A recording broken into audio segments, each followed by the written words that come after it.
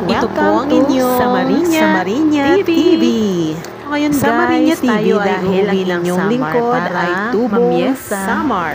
Kung gusto nyo maka-experience ng piyesta na So ayan, pag going to sinauna Samar, sasakay tayo ng punta kayo bus ng Samar. and Roro. Lalo na sa Ang mga bandang taga-Samar ay hanggang ngayon ay Northern meron pa rin Samar. tradisyon Sa Northern Samar ang at pagse-celebrate nakaugalian ng piyesta na paghandaan ng hindi pa araw rin ng nagbabago kapiyastahan mula ng nung kanilang sinaunang bayan o piyesta. barangay.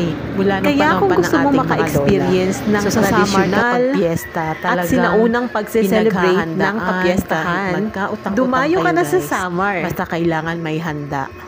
Dahil pag wala kang handa, lalo na kung marami kayong kakilala, Sa piyesta ng Samar, aakyatin kayo kahit ng simple lang ang iba't inyong ibang bahay, mga taga-barangay ang importante, para lang makapamiesta. may laman ang inyong So, hapagkainan. sa Samar, usong-uso Sa pa rin piyesta ng Samar, doon mo matitikman pagluluto ang ng mga iba't ibang pagkain. klaseng putahe, Masasabi mong, ng mga lutong piyesta, piyesta. pambukid, or mga lutong Pilipino na pagkain.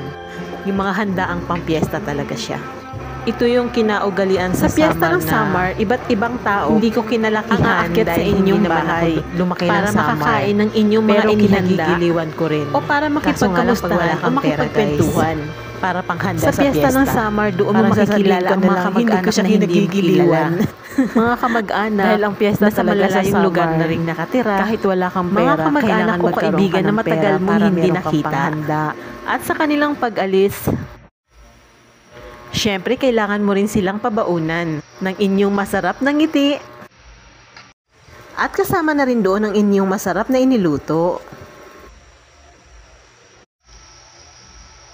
Sa amin sa Samar, buhay na buhay ang pagdiriwang ng kapiyastahan. Bago o katapos ng masarap na kainan, nandyan ang masayang sayawan.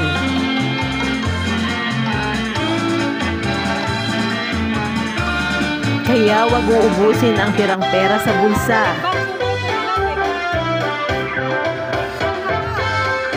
Dahil usong-uso pa rin ang pagsasabi ng pera sa plaza. At pagkatapos ng mainit na pagdiriwang ng piyesta, yung iba, dadayo sa tabing dagat. Doon magre-relax, magpapalamig, konting langoy at konting babad sa dagat. At pagkatapos ng isang linggong preparasyon, balik na naman sa isang taong pag-iipon para ulit sa susunod na selebrasyon. Mauman iton, andito'y nga kalipayon sa mga waray nun.